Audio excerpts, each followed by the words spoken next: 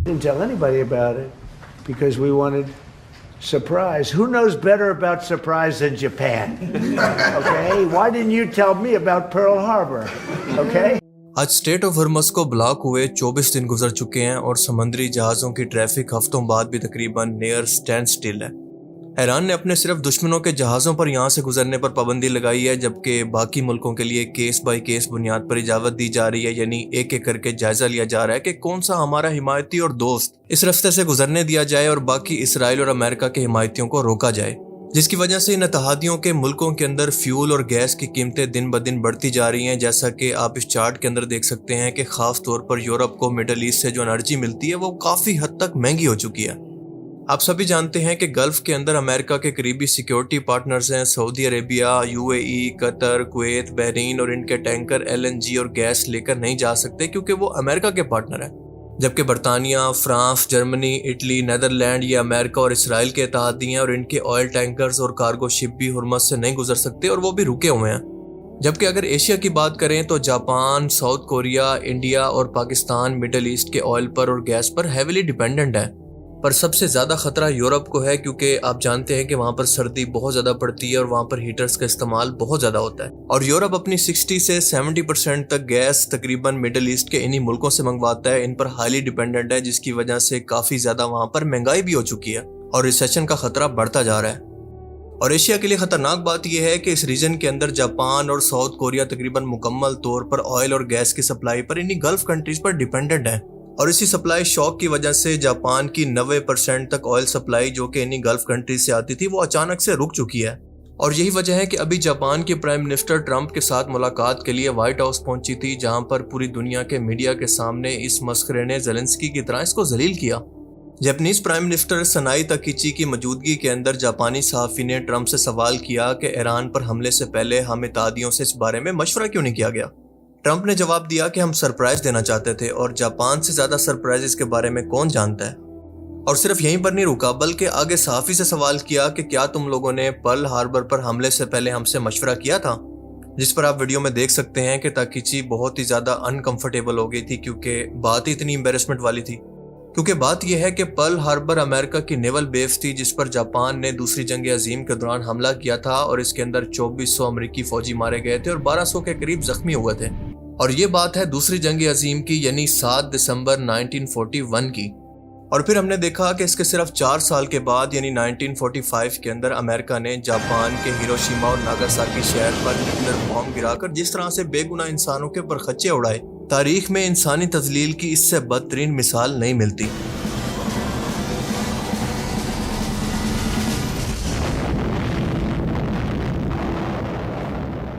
کیونکہ اس حملے کے بعد ہیروشیما شہر کے اندر 1,40,000 جبکہ ناگاساکی کے اندر 70,000 بے گناہ لوگ مارے گئے، اور اس کے اندر زیادہ تر عام شہری یعنی سویلین تھے،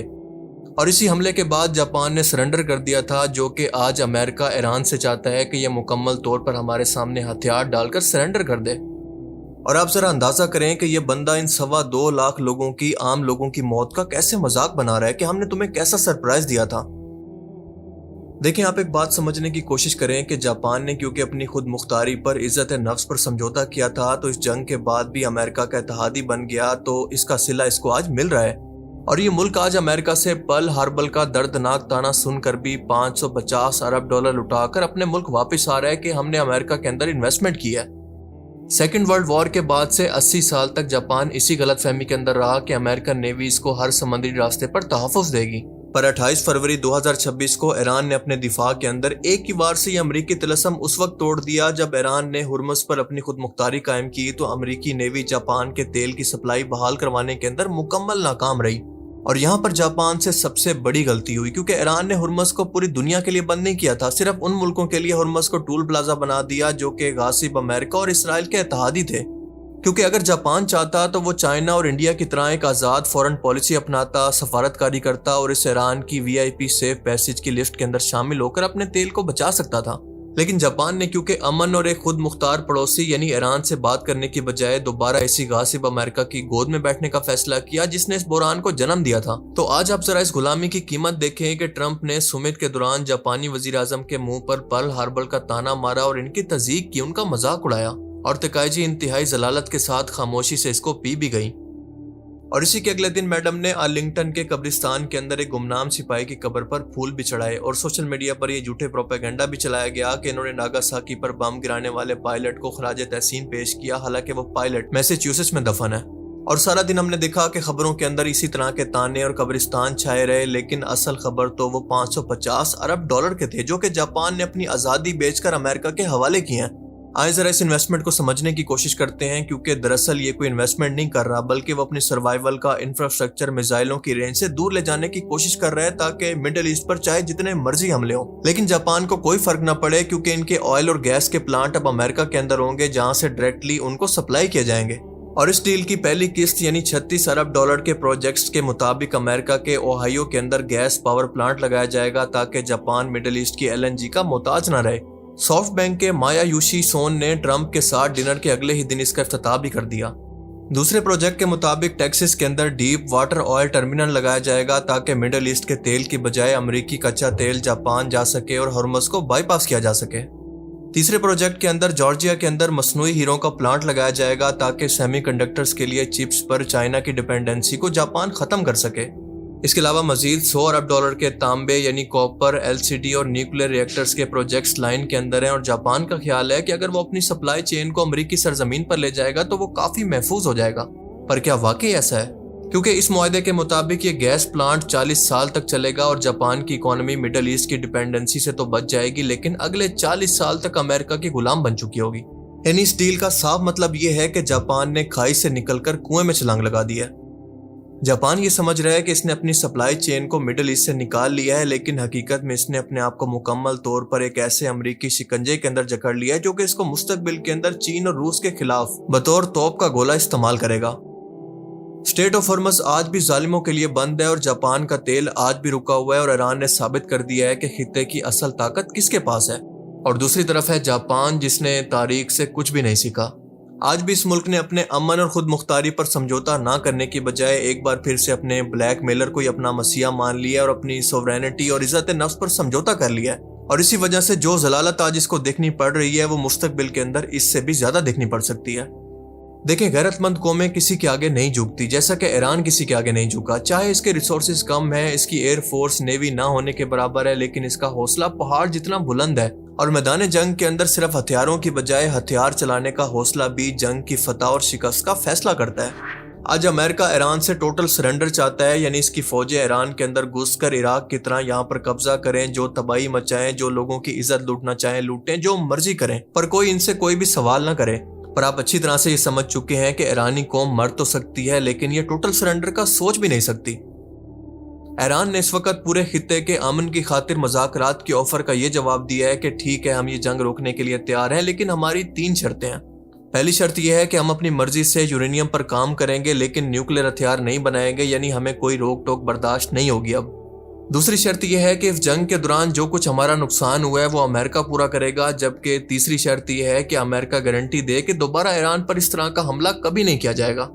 پر ٹرمپ یہ تینوں شرطیں ماننے کو تیار نہیں ہے، حالانکہ یہ بہت ہی ریزنیبل شرطیں ہیں جو کہ ماننی بھی چاہیے، اور اس کی بالکل صاف وجہ ہے اس بندے کا تکبر اور غرور کہ میں سپر پاور ہو کر اگر یہ شرطیں مان لوں تو مستقبل کے اندر مجھے کون سیریس لے گا، میرا تو رو بھی ختم ہو جائے گا باقی ملکوں پر، کیونکہ ظاہر سی بات ہے کہ شرطیں ہمیشہ جیتنے والے شخص کی مانی جاتی ہیں۔ ٹرمپ نے ہفتے کے دن یہ دھمکی دی کہ اگر ایران نے صرف 48 گھنٹوں کے اندر اسٹریٹ آف ہرمز کو نہ کھولا تو امریکہ ان کے پاور پلانٹس کو تباہ کر دے گا، اور شروعات سب سے پہلے بڑے پلانٹ سے کی جائے گی۔ لیکن یروشلم پوسٹ کے مطابق جب ایران نے واپسی یہ دھمکی دی کہ ہم مڈل ایسٹ کے اندر موجود ہر ایک امریکی اور اسرائیلی ڈیٹا بیس، پاور پلانٹس اور ڈی سیلینیشن پلانٹس کو تباہ کر دیں گے، تو ٹرمپ فوراً پیچھے ہٹ چکا ہے اور کہا ہے کہ دراصل ایران ہم سے مذاکرات کے لیے منتیں کر رہا ہے، جبکہ ایران نے اس کی تردید کرتے ہوئے کہا ہے کہ ٹرمپ بوکھلا کر مزید وقت مانگ رہا ہے تاکہ اپنی ملٹری مدد کو اکٹھا کر سکے، اور ان لوگوں نے بالکل ہمیں اسی طرح سے پہلے بھی مذاکرات کے دوران اچانک سے حملہ کر کے دھوکہ دیا ہے، اور اب بھی اپنے فوجی اتحادیوں سے مدد اکٹھی کر رہا ہے تاکہ اچانک سے ہم پر حملہ کرے، جبکہ ہم کو مذاکرات کا چورن بیچ کر ہمیں یہاں پر الجھا سکے۔ اور دوستو یہ بات بالکل ٹھیک بھی ہے، کیونکہ ابھی کی خبروں کے مطابق برطانیہ کی ایک سب میرین میزائلوں سے لیس ایران کے پانیوں کے اندر داخل بھی ہو چکی ہے،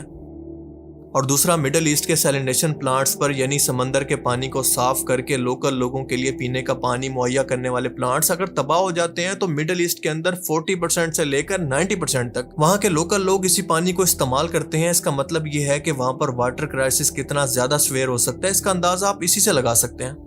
یعنی بات بالکل صاف ہے کہ ایران، امریکہ اور اسرائیل کو انہی کی زبان کے اندر جواب دے رہا ہے، جو کہ زبان ان کو سمجھ آتی ہے۔ آپ سب لوگوں نے بھی یقیناً نوٹس کیا ہوگا کہ اسٹریٹ آف ہرمز کو 2 سائڈز لگتی ہیں، یعنی ایک سائڈ تو ہے ایران کی یہ سائڈز، جبکہ دوسری سائڈ ہے یو اے ای اور عمان کی سائڈ۔ تو یہ سب ملک ایران کا راستہ بائی پاس کر کے اس سائڈ سے کیوں نہیں گزرتے؟ اس بات کا جواب بہت ہی سمپل ہے کہ ایسا پاسبل نہیں ہے۔ دراصل بات یہ ہے کہ سمندری جہازوں کو سمندر میں گزرنے کے لیے خاص قسم کی سمندری یا پانی کی گہرائی چاہیے ہوتی ہے، اور جس طرح سے روڈ اور ریل کے راستے ہوتے ہیں اسی طرح سے بحری جہازوں کی ٹریفک کا بھی راستہ ہوتا ہے۔ اور اسٹریٹ آف ہرمز کا ایک راستہ عمان اور یو اے ای کی طرف سے جانے کا ہے، جبکہ دوسری سائڈ سے گلف سے نکل کر باہر جانے کا ہے۔ اور دوسرا مسئلہ یہ ہے کہ قدرتی طور پر عمان اور یو اے ای کی سائڈ پر سمندر کی گہرائی بہت ہی کم ہے اور پتھر زیادہ ہیں، جس کی وجہ سے کم گہرائی کی وجہ سے پتھروں کی ٹکر کی وجہ سے یہ بڑے بڑے شپس ڈیمیج ہو سکتے ہیں، ان کے اندر لیکیج ہو سکتی ہے، جو کہ بہت ہی خطرناک ہوتی ہے ریپیئر کرنا۔ کل ملا کر سب سے آئیڈیل، سب سے گہرا اور سب سے صاف راستہ ایران کی سائڈ کا ہے، اور اسی لیے ان تمام شپس کی مجبوری ہوتی ہے یہاں سے اسی سائڈ سے گزر کر جانا، کیونکہ اسٹریٹ آف ہرمز صرف 33 کلومیٹر چوڑا ہے اور اس کے اندر بھی صرف 3 کلومیٹر کا راستہ آنے اور جانے کے لیے استعمال ہوتا ہے، جبکہ باقی راستہ بہت ہی رسکی ہے جہاں پر کوئی نہیں جاتا۔ ایران کو نیچرلی طور پر یہ بہت بڑا ایج حاصل ہے، جس کی وجہ سے وہ اسٹریٹ آف ہرمز کو بلاک کر کے پوری دنیا کی اکانومی کو کبھی بھی گرا سکتا ہے، اور جیسے جیسے وقت بڑھتا جا رہا ہے تو پوری دنیا کے ریسیشن میں جانے کا خطرہ بھی بڑھتا جا رہا ہے۔ باقی آپ اس بارے میں کیا سوچتے ہیں؟ اپنی قیمتی رائے کا اظہار کمنٹ سیکشن میں ضرور کیجیے گا۔ Thanks for watching this video. اللہ حافظ۔